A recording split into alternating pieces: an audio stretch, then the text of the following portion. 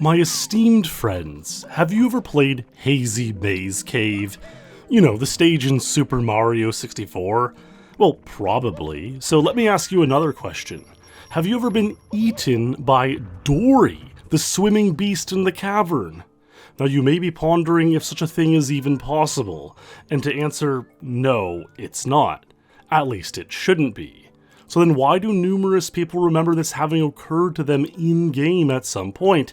And what does this reflect in how these memories have taken a life of their own, driving niches of Super Mario 64 content, and causing one to truly ponder what is real or what is not? This actually goes a lot deeper than I thought, and not in some fake creepypasta way.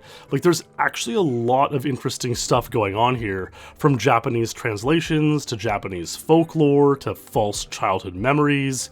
In my opinion, these are some of the most fascinating topics around. So pour yourself a warm beverage, get comfy, and settle on in for what I can only describe as the Dorrie discrepancy.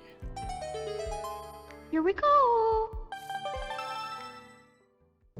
Hazy Maze Cave, canonically the 6th level in Super Mario 64. Like many levels in the game, we've all experienced unsettling or creepy vibes on this stage, but these might culminate in the giant underground cavern, a place where one must travel to or through in order to earn 3 of the game's 120 stars. The swimming beast in the cavern, Metalhead Mario Can Move, and the Cavern of the Metal Cap. But why were so many unsettled or even scared of this location, host to this clearly cute, sweet, adorable, friendly sea creature? Well, henceforth we find the source of much confusion, faulty memories, and depths upon depths of lore from the game itself, its creators, and those who have played it in the years since. And firstly, I just want to add that possibly owing to or even creating confusion surrounding this character or creature in the game, it can be referred to by several monikers. Its name, Dorrie, or as the Gentle Sea Dragon, or as the Swimming Beast in the Cavern, among a few other things which we'll get into later. You know, it's not even clear if Dorrie is the name of this creature, or the name of, like, a species of plesiosaur-like animals in the Mario universe. So what about Dorrie eating you? Well, of course, this doesn't happen in the game, so it's easy to chalk this off as a false childhood memory, a so-called Mandela Effect, or perhaps a misinterpretation of Mario passing away underwater in the nearby presence of Dorrie. But this does go way deeper than all of that, perhaps in part due to the urban legends that have evolved surrounding this foreboding area in a notorious Super Mario 64 stage. Perhaps you read this sign in the Hazy Maze Cave. A gentle sea dragon lives here. Pound on his back to make him lower his head. Don't become his lunch. Well, the contradictory nature of this sign confounded many 90s gamers into fearing the tranquil and gentle creature, whom we've come to learn is named Dorrie. And this belief has taken on a sort of life of its own, culminating in kind of a bizarre urban legend. Here's one account from a Redditor posted on R Gaming in the year 2018. Does anyone else have distinct memories of Dorrie from Super Mario 64 eating Mario? I saw with my own eyes in 2002 as Dorrie leaned his head down in the water, his mouth open, going over Mario's head, and Mario lost all of his health. I was scared to swim in the water next to Dorrie for years after that. And here's another post which references this previous post in the r/Mandela Effect subreddit from July 2020. Keep in mind, people posting here might be more inclined to ponder things such as alternate universes, timeline splits, and even every copy of Mario 64 is personalized and the like. Dorrie used to be able to eat you in Mario 64. For those of you who have played Mario 64 but don't know what I'm referring to, Dorrie is this character from the Hazy Maze Cave. There's a YouTube video going around that analyzes Mario 64 myths, and it claims that there's no way for Dorrie to harm you at all in-game. That can't possibly be right, can it? I pretty distinctly remember Mario getting eaten when swimming in Dorrie's path, and there seems to be a fair amount of other people who remember this as well. Additionally, there's a sign within the game that reads, "A gentle sea dragon lives here. Pound on his back to make him lower his head. Don't become his lunch." Why would the developers put this in the game if it wasn't possible? And I mean, that last sentence is a fair question. As an even further contradiction, the official Nintendo Power Player's Guide on page 60 says that if you really try to mess with Dorrie, she might hurt you, but she's happy to let you ride on her back if you're nice. But then in the same blurb, it reads, "Ignore the signs that warn about becoming the sea dragon's lunch. Dorrie is as friendly as can be."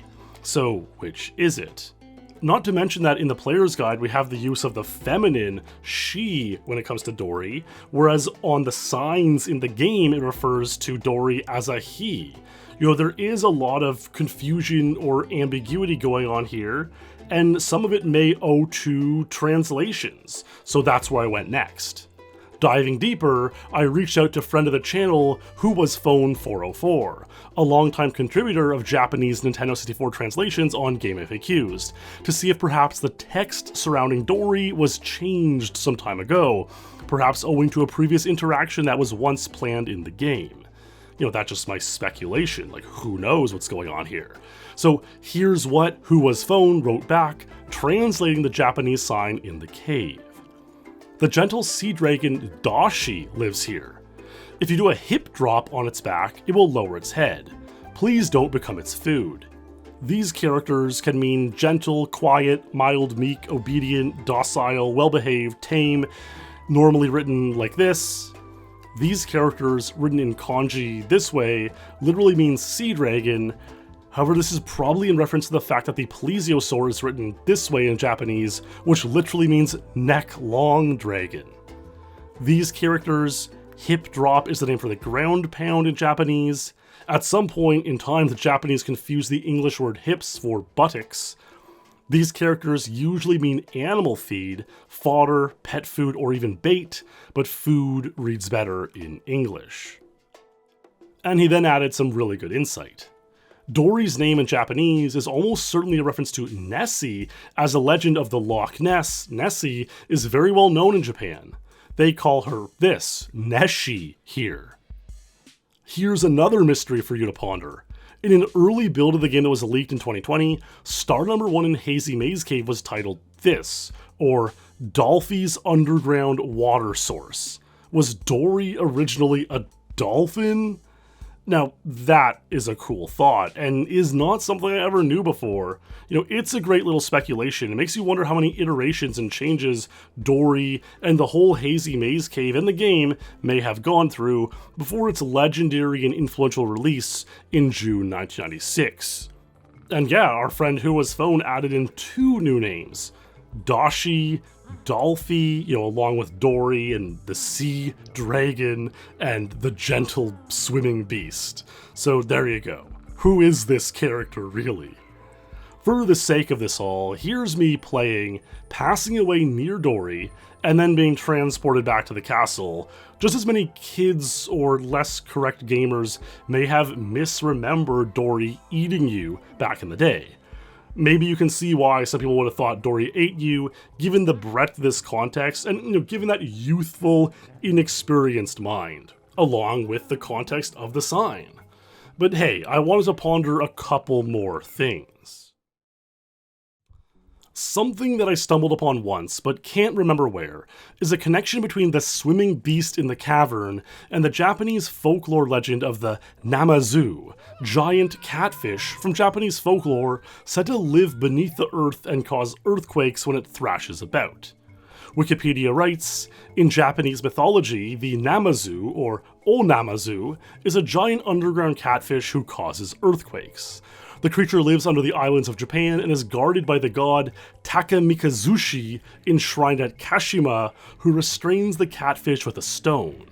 When the Kashima god lets his guard fall, Namazu thrashes about, causing violent earthquakes. And we know, of course, that Japan, unfortunately being on the edge of the Pacific Rim and the Ring of Fire, has a deep history of earthquakes, which have had a huge influence on the nation throughout its history. So this is getting to be quite a deep piece of their folklore. Obviously, Nintendo and Mario are based out of Japan, and thus when one thinks of an aquatic creature living underground, in conjunction with the creepy, unsettling, or liminal vibes that many feel when playing Hazy Maze Cave, one might think of the Namazu. In fact, the Generation 3 Pokemon Whiscash is actually a direct reference to the Namazu.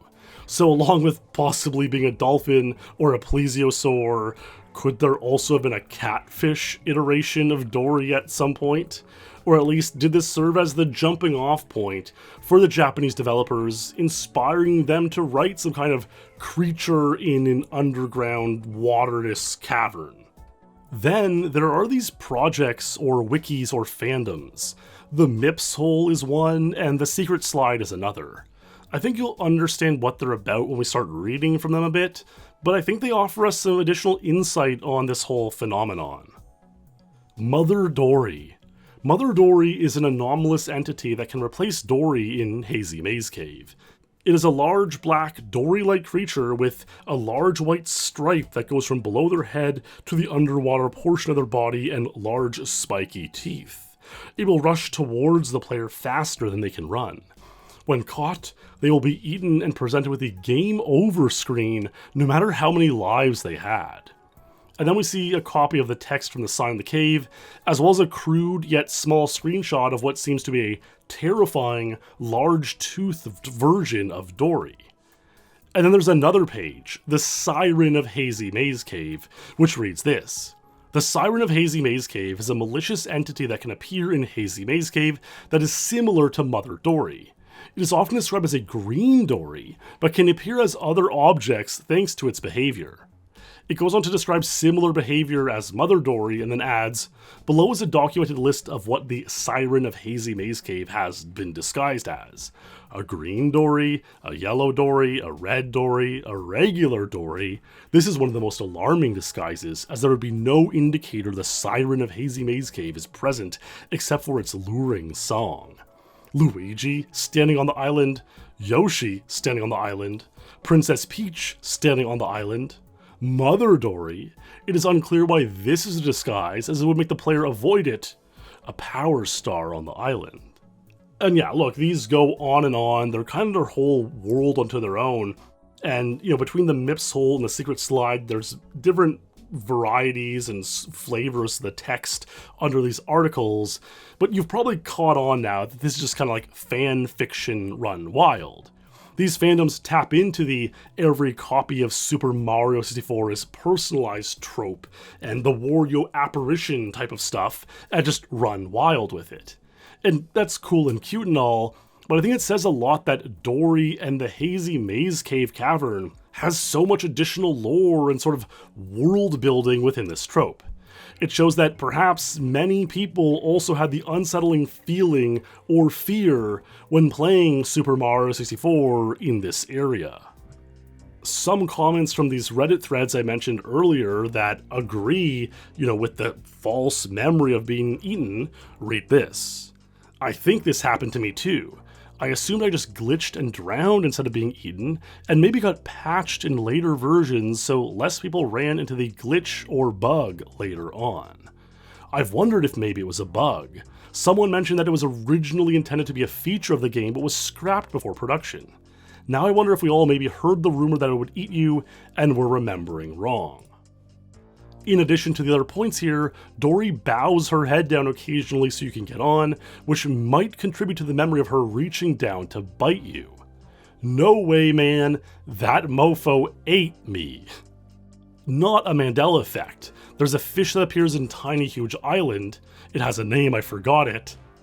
Bubba or Cheep Cheep. That swallows you whole if you swim near it. I've definitely been eaten by Dorrie.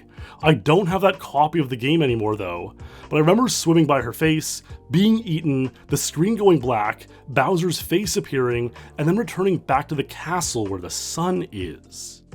Now I've gotta say, not having the copy of the cartridge anymore is such a common trope you'll find when it comes to these sorts of Mandela effects and mismemories things. It's like, oh, I remember this perfectly, but there's no way I could prove it because I don't have that specific copy of the game anymore. Just something you notice when you research enough of these kinds of cases. I remember that too. I used to be scared and I remember dying in this area, not due to drowning, but the part of how I died escapes me, and now you are bringing back pieces of that memory. Me too, scared me as a youngster, then I played it again years later and wondered why it didn't eat me, the same cartridge and everything. Ultimately, I think all of this lore around Dorrie and this one particular star of the 120 in the game speaks to something larger. Super Mario 64 truly is one of the most influential video games of all time. Very possibly the most influential, and it has influenced well beyond just the playing of video games. I think one could argue, for example, that the Super Mario 64 iceberg video was the first large iceberg video to go mega viral on YouTube. And while the meme format, so to speak, did exist for years before, it was due to Super Mario 64's iceberg that we can now find an iceberg video about pretty much every video game or every topic or thing on YouTube. I mean, I genuinely believe that Mario 64 specifically popularized this now very common category of YouTube. Another thing that I believe Super Mario 64 in particular helped popularize was this evolution of the liminal spaces phenomenon into video games. You know, liminal spaces and unusual places in video games, and this too has become an incredibly popular topic on YouTube. If not for the particularly unsettling and unusual places in Super Mario 64, along with its overall popularity and influence, I don't know if any other game has the spark to ignite these trends. And that's what Super Mario 64 has, a divine spark beyond any other game. And while many other games have outsold it, it truly feels like this is the most influential video game of all time. And it's perhaps why I'm still talking about it here, one star of the game's 120, 30 years later. But what do you think? Did you ever get eaten by Dorrie in Super Mario 64? Do you have any unusual memories from the Hazy Maze Cave or the game at large? I always love to hear them in the comments. A big thanks to the channel members and Patreon supporters for all of your support. And if you want to watch another video with an N64 urban legend, there it is for you now. Stay true, my friends, and I will see you in the next stream or video.